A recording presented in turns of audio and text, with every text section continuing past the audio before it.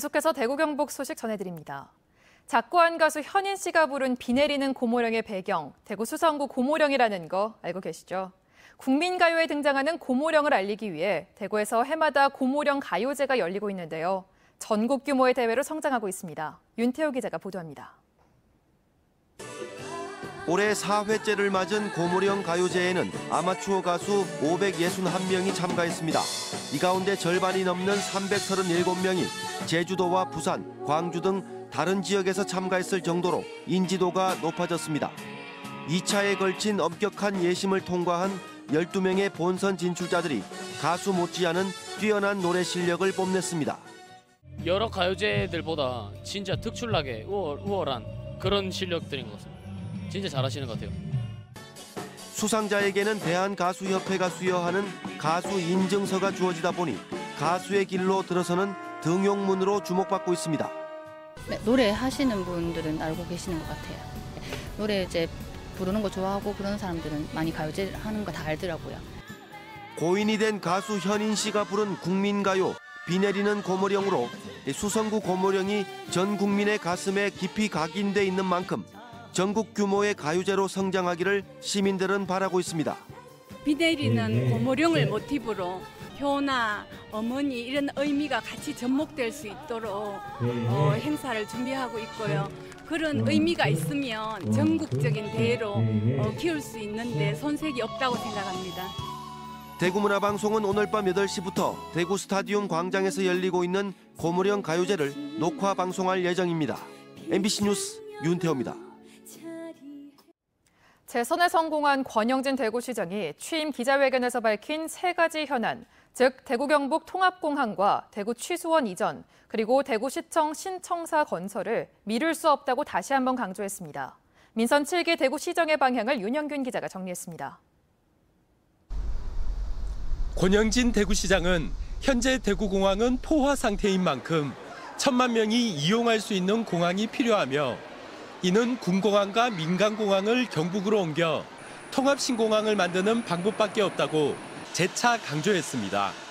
지금 남부권에 항공 물류가 되는 공항이 없으니까 전부 인천공항 가는 겁니다. 그 많은 물류비와 시간을 낭비하면서 대구 경북 통합신공항이 그 역할을 해준다면은 저는 이 물동량은 충분하다 그렇게 생각을 하고 있습니다.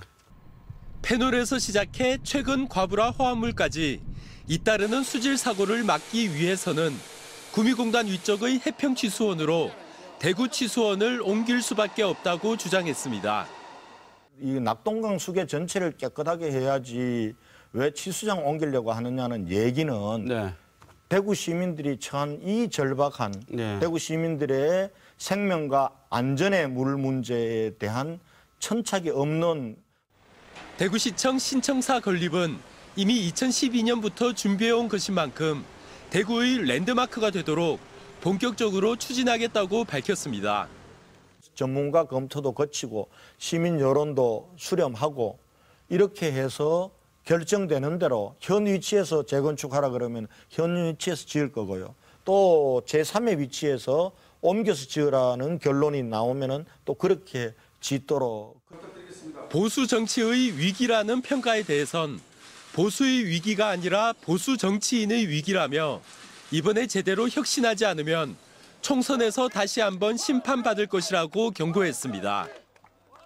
1년 반 남았나요? 국회의원 선거 때 국회의원들이 또 탄핵을 당해야 이게 보수 정치의 새로운 싹이 틀 수 있는데 저는 그렇게 가지는 않도록 우리 자유한국당을 중심으로 하는 보수 정당과 정치인들이 정신 차려야 된다. 내일 오전 8시 방송되는 대구 MBC TV토론 시사톡톡에서는 이 밖에 대구 경제 현황과 도시재생 뉴딜 사업, 달빛 동맹과 남부권 광역 경제 공동체 등 대구시 민선 7기 정책 방향이 자세하게 다뤄집니다. MBC 뉴스 윤영균입니다. 다음 소식입니다. 해병대 마리논 헬기 추락 사고와 관련해 유족과 해병대는 오는 23일 해병대장으로 연결식을 치르기로 했습니다. 유족과 해병대 사령부는 공동 보도문을 통해 4가지 합의 사항을 발표했습니다. 박상원 기자가 보도합니다. 마리논 헬기 추락 사고 순직 장병들에 대한 연결식이 23일 해병대장으로 실시됩니다. 전진구 해병대 사령관은 유가족들을 찾아 머리 숙여 사과했습니다. 해병대 사령부와 유가족들은 연결식 시행 일자를 포함한 4가지 사항에 대해 합의했습니다. 우선 민관군 합동조사위원회를 양측 동수로 구성하고 위원장은 유가족에서 추천하는 민간위원장으로 선임하기로 했습니다. 사고 조사는 과학적 근거를 바탕으로 한치의 의혹도 없이 중립적이고 객관적으로 사고 원인을 철저하게 규명한다. 순직한 해병대 장병들을 기리기 위한 위령탑 건립이 추진됩니다. 우리는 이 장례 절차의 시작이 사건의 진실을 밝히고 책임자를 처벌하기 위한 첫 발걸음이라고 생각합니다. 마리논 제작업체인 카이의 김조원 사장은 언론 노출을 피해 비공개로 유족들을 찾아 사죄했습니다.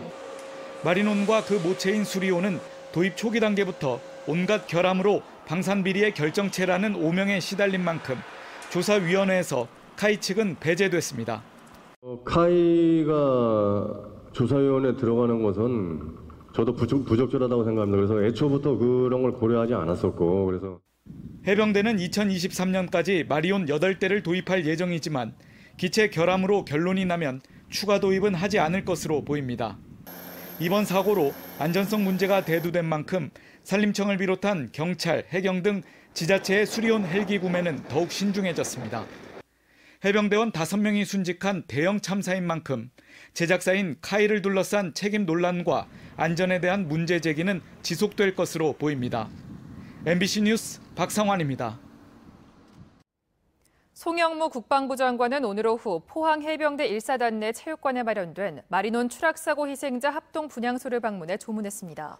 송 장관이 사고 현장에 있는 포항을 방문하는 건 사고 발생 나흘만으로 유가족을 만나 의견을 듣고 위로했습니다. 앞서 송 장관은 지난 20일 국회 법제사법위원회 전체 회의에서 마리논 사고 유족들이 분노하는 이유를 묻자 의전 등이 흡족하지 못해 짜증이 나신 것 아니냐고 말해 유가족들의 비난을 받았습니다. 이어서 날씨 소식입니다. 주말인 오늘 대구와 경북에 11일째 폭염특보가 내려진 가운데 가마솥 찜통더위가 이어졌습니다. 영천 신령의 낮 기온이 39.3도까지 치솟았고 대구 36.3도, 경주와 안동 37.7도 등으로 폭염이 기승을 부렸습니다.